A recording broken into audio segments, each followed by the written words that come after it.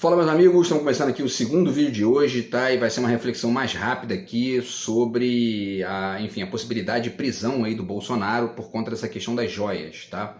Então, na verdade, eu não li lá os detalhes do processo, os detalhes ali da decisão lá, né, que já foi feita e tudo mais.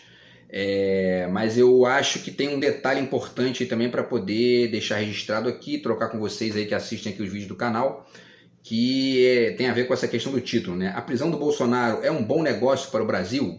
Vamos pensar um pouquinho rapidamente aqui sobre isso. Antes, deixo com vocês mais uma vez a dica do meu novo livro de poemas aqui, tá aqui do outro lado de cá. Quem quiser entrar em contato, o zap tá na descrição do vídeo, beleza? A gente conversa a respeito aí, meu romance também já tá aqui em processo para ficar aí pronto provavelmente até setembro, tá? Enfim, pessoal, vamos lá. Só para então registrar, né? O detalhe é o seguinte, tá? Vamos lá que eu já vou ler aqui o que eu escrevi com vocês, para a gente poder refletir. O roubo das joias do Bolsonaro já ficou provado. Então teve um inquérito da Polícia Federal, eu não li lá, né, a notícia inteira nem nada, mas parece que o Bolsonaro fez lá armou uma organização criminosa para poder, mandar as joias para fora do Brasil, vender, e ganhou milhões com isso aí, e ele está sendo indiciado aí junto com outras pessoas, tá?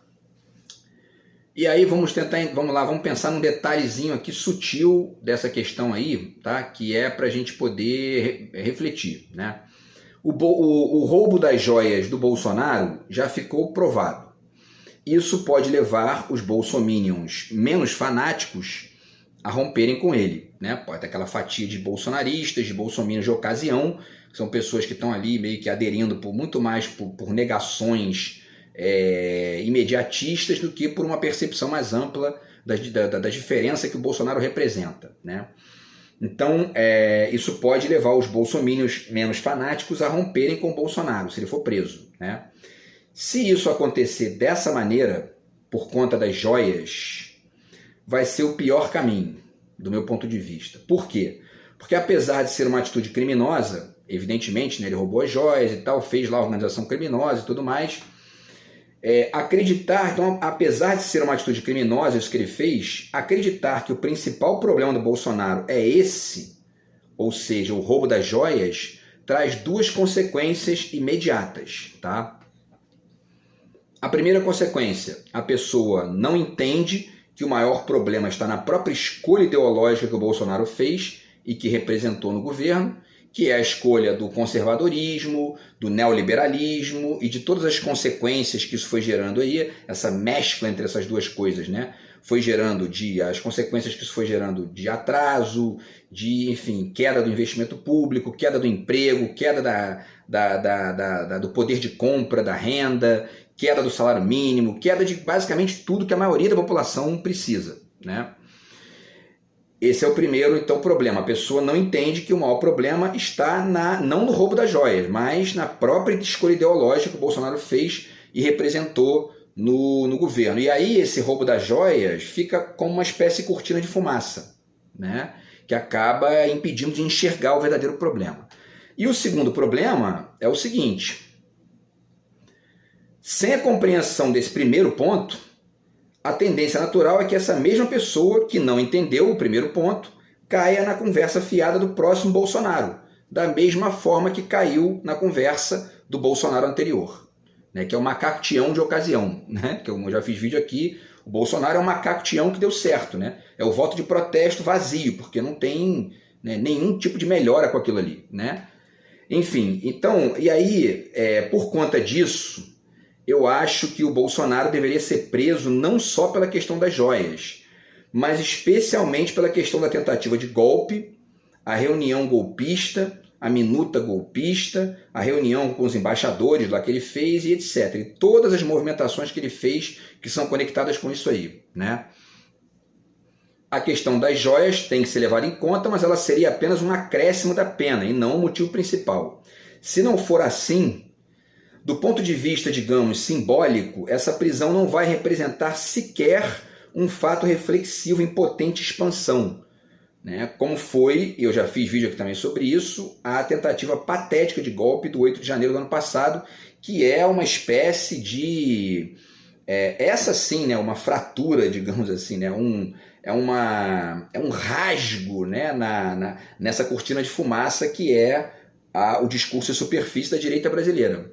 O 8 de janeiro, aquele 8 de janeiro foi assim, né?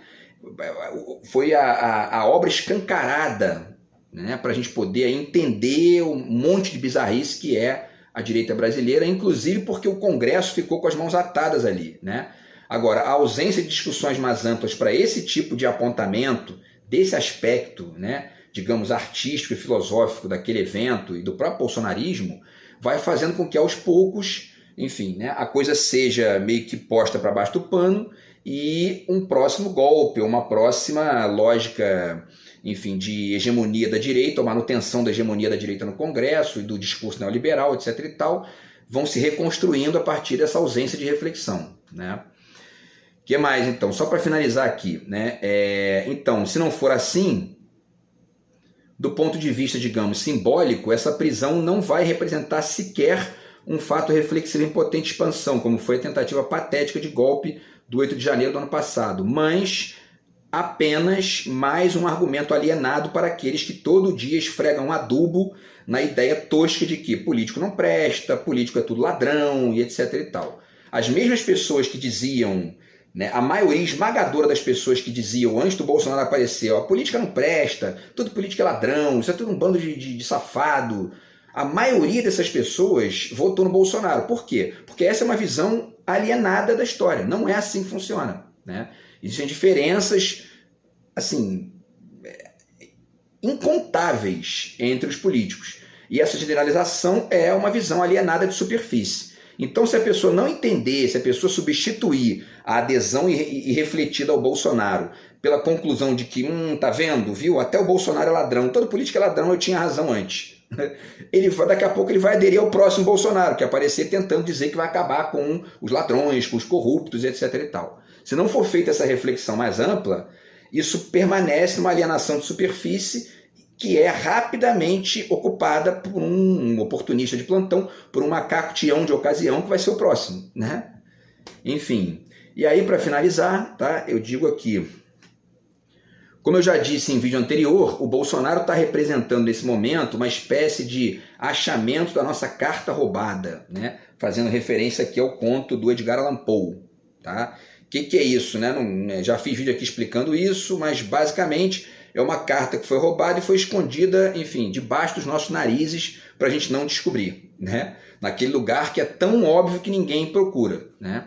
Então, enfim, esse lugar tão óbvio que ninguém procura é justamente essa obra escancarada que está aí, que é justamente essa desconexão radical com o próprio país que a direita representa e que está ali, assim, profundamente representada pela destruição do Congresso, pela destruição, aquelas pessoas cagando dentro do Congresso e destruindo tudo, quebrando obra de arte e tudo mais, quer dizer, né? Para quê? Para botar lá quem? O Bolsonaro, né? Que, enfim, né?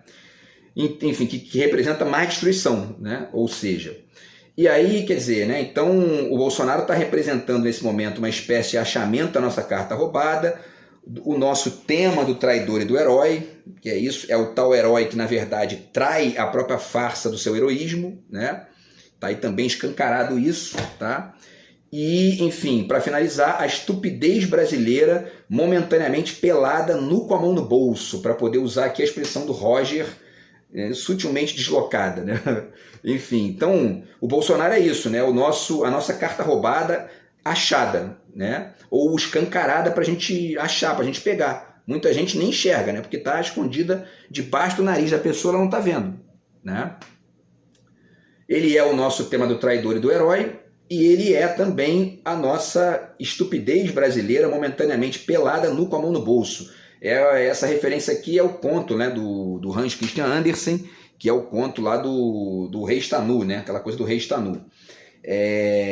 Enfim, e aí para finalizar, se o Bolsonaro for preso apenas por causa das joias, parte dessa nudez, dessa obra escancarada, né, dessa nudez rica de potencial reflexivo, vai ser encarcerada junto com ele. E aí não fica mais evidente, deixa de estar nu, né? Uma prisão baseada nas movimentações golpistas o manteria pelado atrás das grades, certo? E aí, para finalizar, tá? O próximo Bolsonaro já está sendo gestado nos escaninhos marotos dessa nudez aí, né? Eu fiz vídeo aqui também falando educação para o próximo golpe. Vai acontecer, né? Ou pelo menos uma tentativa. Se o Lula ganhar de novo, se ganhar 3 vezes, se, enfim, né? Daqui a pouco eles dão outro golpe, né? Então o próximo Bozo já está sendo gestado nos escaninhos marotos dessa nudez. E uma parte importante do calor que mantém esse ovo aquecido está na prisão do Bolsonaro como um mero ladrão de joias. A gente precisa de mais do que isso. Senão vai acabar isso aqui, ó. A nudez se perde, fica presa com ele lá dentro, né? E a gente perde essa expansão reflexiva que é fundamental. Então eu acho que o Bolsonaro tem que ser preso principalmente pelos golpes, pela tentativa de golpe, reunião golpista, minuta golpista, reunião golpista e reunião com os embaixadores, e o caso das joias tem que figurar ali como uma espécie de acréscimo de pena e tudo mais. Senão isso vai cair no marasmo da homologia, e as pessoas que entendiam, que caíram na conversa do Bolsonaro como o salvador da pátria, da corrupção, etc. e tal, vão trocar isso pela adesão retrógrada à alienação anterior de que, ó, tá vendo como é que todo político é ladrão? Bolsonaro também é ladrão. Então, acabou, né? E daqui a pouco esse espaço de vazio reflexivo vai ser ocupado pelo próximo Bozo da história. Beleza, pessoal? Então é isso, a reflexão basicamente foi essa aí desse segundo vídeo, uma coisa mais rápida aqui. E deixo para finalizar a dica desse livro aqui, que na verdade eu não li ainda, mas já pincelei aqui alguns elementos. E esse fato aqui é um dos mais importantes da nossa história recente, tá?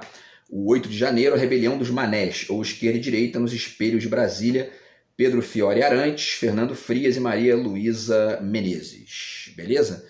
Então a gente se fala no vídeo de amanhã aí, tá? Para discutir outras questões aqui. Grande abraço, tamo junto. Fui.